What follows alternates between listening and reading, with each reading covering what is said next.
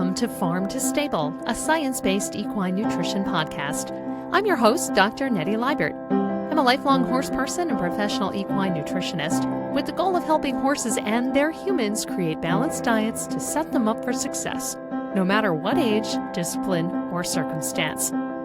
Disclaimer, the information discussed here is based on current scientific research and is for educational purposes only. Every horse's individual needs vary. This is not a substitute for veterinary medicine or nutrition consultation.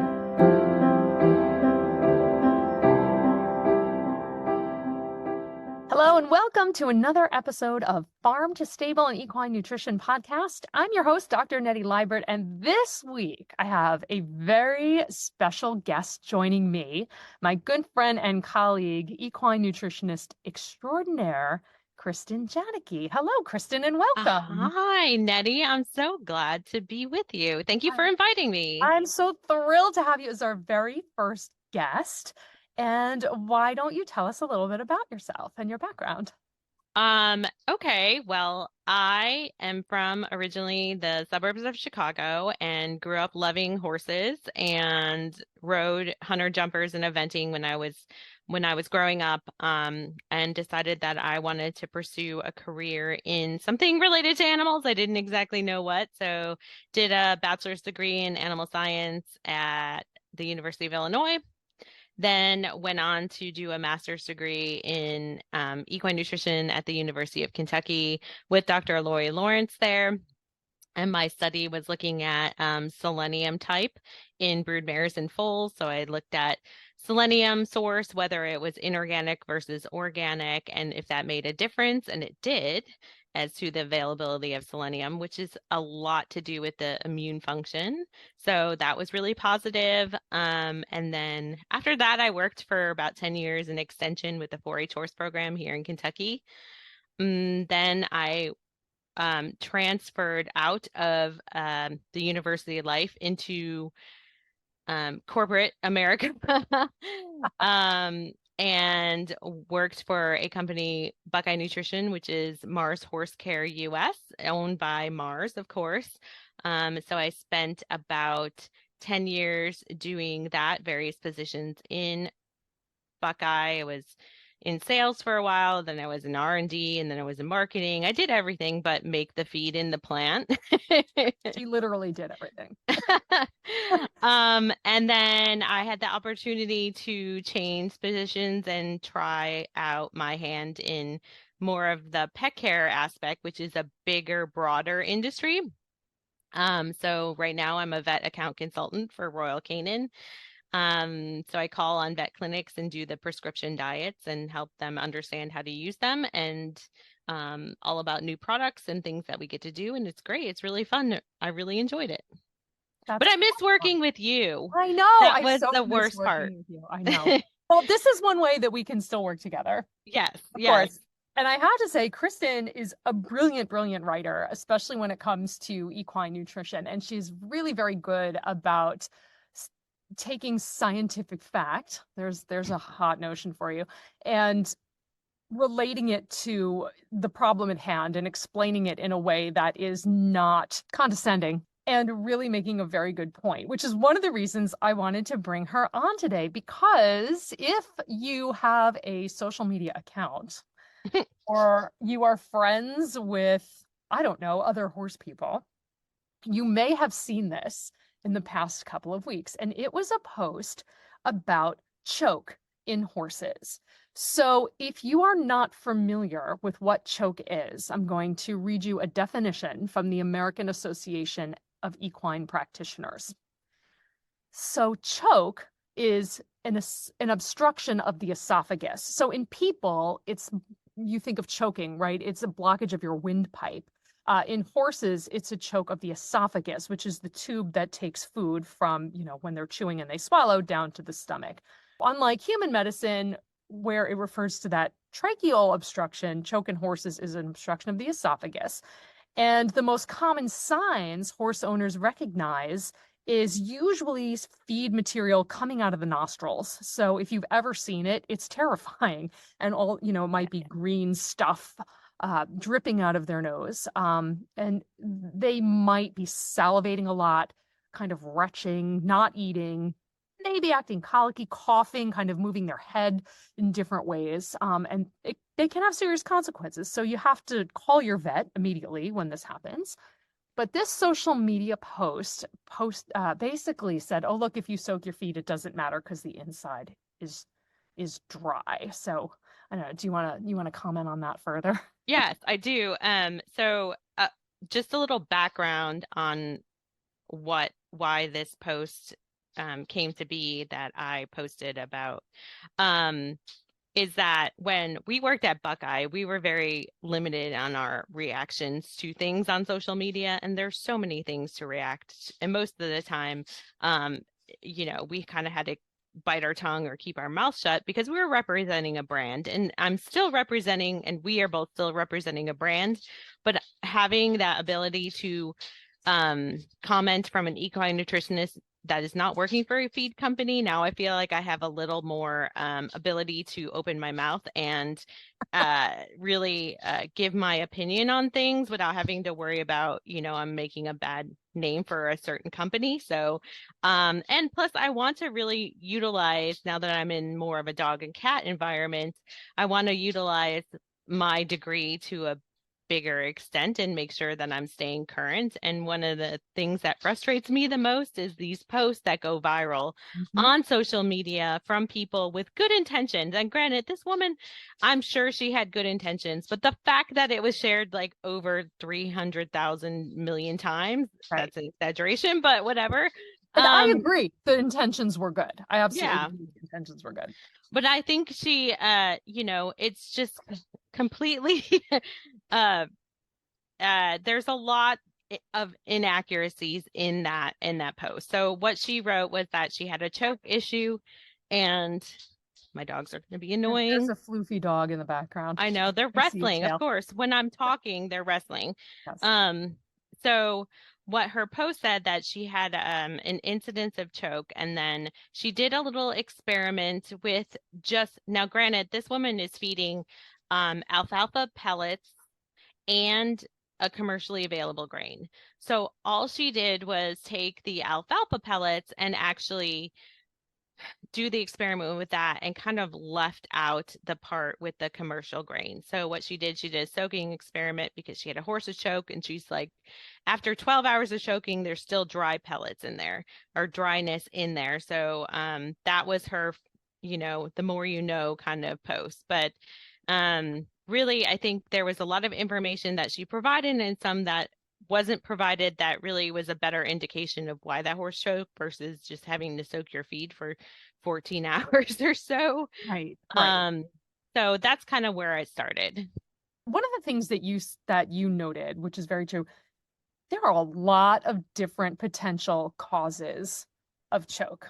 Right, Now, of course, we are not veterinarians, we are nutritionists. We deal with this from a nutritional perspective very often. In fact, when I was in graduate school, we had one of our senior mares who choked. That was the first time I'd ever seen it. And we had to manage her diet very carefully going forward. And once we did that, she didn't have a problem again. So, right. but that was key. Yeah, And there aren't a lot of studies out there. There's one or two sort of demographic studies about causes and why this or why that. It doesn't seem to necessarily discriminate for breed or anything. right, But one of the big causes of choke potentially is poor teeth, poor chewing right. ability. Yeah. So that's why you are a lot of times, if you have a senior horse, you are asked to soak your feed for that exact purpose because their ability to chew and break down that feed is compromised because of either their lack of teeth or the teeth structure is diminished a bit just simply because of age. So that is a main reason. And I think a majority of choke cases happen in age horses for that reason, whether it's hay or grain. So Yep. um, that is that is one of the biggest reasons. And then I think some of the other reasons are less understood as far as I know, but one of the things that they do comment about is speed of eating. that speed of intake and rate of intake can really have an effect on the horse's ability to chew and digest and really mix with saliva and get that moisture into that feed. And whether it's just a really hungry horse or they're in an environment where they feel like if I don't finish this, someone else is going to come over and take it. Right. Too much And competition. yes, and that's the hardest thing to really establish. And I've had this conversation with several people at the barn because even though you can perceive your horse not having any threats to their food, if they're in a stall by themselves, no other horse has access to it, it doesn't matter. If there's another horse next to them that is standing too close to them, that's a perceived threat to their food. Yep. So even though it seems to us like you're overreacting, this is safe, this is fine, you're fine, no one's going to steal your food, that's not exactly what's going on in their head all the time. Right. And that's actually a really good point. A really good point because, you know, I say this to my horse all the time. Like the trailer is not going to eat you. And he's convinced that absolutely something horrible is going to happen in there. So obviously he's perceiving it quite differently than I am. So yeah, but I digress. Yeah. But yes, bolting feed is a huge can be a huge problem.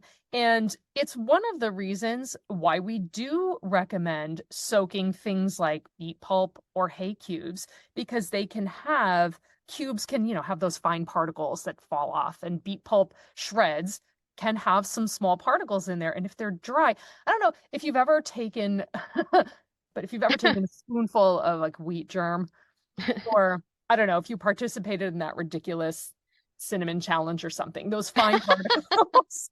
Oh my Right? gosh. Don't I do did that. participate in the like saltine eating challenge though, where you could see how many you could stuff in your mouth and then like swallow, which it sucks all the saliva out. It was just, Cause choke. I just remember that in high school. It's so stupid. It's so stupid. But that's it. But I think anybody could relate to that though, because if you have one saltine, you know how dry it can make your mouth. And if you have several and then you try to swallow it, well, it's kind of the same concept, Exactly. right? But even with something like shreds or wheat bran, whatever like that you're feeding, these are small particles. And if they kind of irritate the throat or the horse just kind of swallows a bunch of it, yeah, it can kind of be tough to pass down the esophagus, which is one reason why we always tell you, hey, it's a good idea to soak this, because if your horse does take a big bite and tries to eat it quickly, at least they have that water in there to try to help it pass, because saliva is not, as you just said, not going to get absorbed quick enough to help it do that. Yeah. And if they're trying to stuff too many saltines in their mouth, it's Yeah. gonna end up being a problem. One of the other things that I wanted to talk about, we talk about it, I've talked about it a lot on this podcast, and we've sort of mentioned it casually, is soaking feed, and how on this post they talk, oh, I soaked this feed for 12 hours and then broke open the pellet and it was still dry. And I question that because I mean, I've soaked things for a long time and they're pretty mushy. But even that said, the outside is mush. It's like oatmeal at that point. And Right. if there remains any amount of dried matter in the middle of that pellet, it's not a lot. No, that's right. Exactly right. And they didn't comment about like what kind of water they use, whether it's warm or cold water. And of course, I'm like, warm water or hot water is going to make that process speed it up quite a bit. Yes. So that wasn't made apparent by that post. So I have no idea what she was using to soak that. But and then in my post about that post, My post someone that post. commented that would you be concerned about bacteria growing and stuff at leaving wet feed out that long? And I was like, absolutely yes. Yep. So, Especially in the summer. right. If you live in Florida and you don't have a controlled temperature environment, then yeah, that's a concern. Yeah, for So, sure. I mean, certainly less likely in the winter, but not right. but but not a guarantee that Right. this isn't going to happen. And if you do soak that feed and your horse doesn't finish it, that's one reason why we're going to say throw it out and start over. Don't save the leftovers. Right. We certainly Yeah. don't want any of it to ferment, even if you've ever smelled fermenting hay. If you have a horse that likes to dunk hay in the buckets, Yeah. sometimes like mine, Yes. Um, Exactly. but the horse next to him will like take the entire flake of hay. It's like That's cascading awesome. out over the buckets, and it gets icky. It's got to be scrubbed and cleaned every day, twice a day, Yeah, because that's gross. yeah. That's But you funny. but it just gets icky smelling if you so anyway. Yeah. That's the technical term, icky smelling. Nothing icky. Yeah, no, nothing icky. So, yeah, I think that, and in this lady's post, the only thing that was obvious to me what she had changed was the location of the horse's bucket. There was nothing else that was different. So, in my experience, if everything is remaining the same, the feed, the amount, the horse, nothing major changes to their health, then there's something else going on, in that situation. And you don't need to search to find the most like hidden answer. You can, the obvious solution here is like, yeah, I changed the location of this horse's Which the bucket. horse could see as a perceived stressor or Eh, threat. Yeah, I'm not saying that that is 100% the No, but reason. no, no, it's a possibility. Right. It's hard to rule that out. I hate to blame the alfalfa pellets in this Yeah, exact situation, and I don't think soaking them for 12 hours or being afraid to feed them to your horse is really the solution we're looking for here for every other horse owner. agreed. And especially if it's a diet that your horse has been on and is used to. Yeah. And you haven't changed anything diet wise, and all of a sudden an incidence of choke happens, that's something that needs to be investigated. And that's something Yeah. you need to talk to your veterinarian about pretty quick.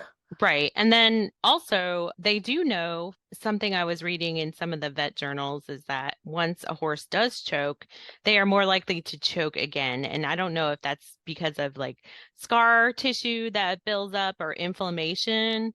I mean, I think it's more true immediately the few days after they do choke, Mhm. but in all, like I think their chances of choking again do go up once they do choke, and maybe there's some physiological changes in their esophagus that have to do with that. So that's always something to keep in mind as well. Yes, absolutely. And one of the main things to manage it, as we'll tell you, is soak the feed. Just soak it. You can soak. People sometimes are concerned, oh my gosh, is it okay to soak this? Yes. If you want to soak it, soak it. Go for it. Right. It's okay. There's any excuse to get some more water into your horse is good anyway. Yeah. So soak it. Um, Yeah. so we are running out of time already. I'm so sad I because it's been know so much fun. because we talk so much. I Go figure. know. This is what happens when you put horse geeks together in a room, and it's Exactly. okay. But I hope that none of you ever experience choke, but or personally or for your horse, of course. If you do, if you have any suspicion, the first call you need to make is to your veterinarian who needs to manage it. And many of them resolve. I was reading a paper just before we went on, and many of these cases, most of them, the vast majority, resolve pretty easily with medical intervention. Yeah. It's Yep. very rare that a veterinarian can't resolve that issue in the field. Right. So, Yep.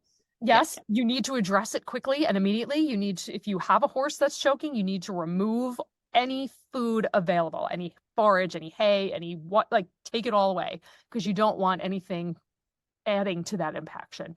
Yep. And call your vet and they will help you. Well, obviously they'll come and they'll help that horse feel better. They'll help you feel better and they'll help resolve that. So when in doubt, soak it. Yeah, that's right. But not for 12 hours, man. I Not mean, necessarily. I don't know anything that needs to be soaked for 12 hours. Beet pulp pellets need a little longer than say yeah. shreds. Shreds, they'll be fully soaked in 15 minutes. Yes, I Yes. did that experiment in my kitchen. Pellets will soak a little bit longer because they're compact and they're hard. So to your point, warm water will soak in faster. Yep. What else do we want to summarize here? Adding some oil in there could possibly help lubricate it Oh, as well. that's a So great if suggestion. and that's always a good, just a squirt of some oil on top of it, maybe something to consider if your horse is not obese. Right. And horses find vegetable oil pretty palatable most of the time.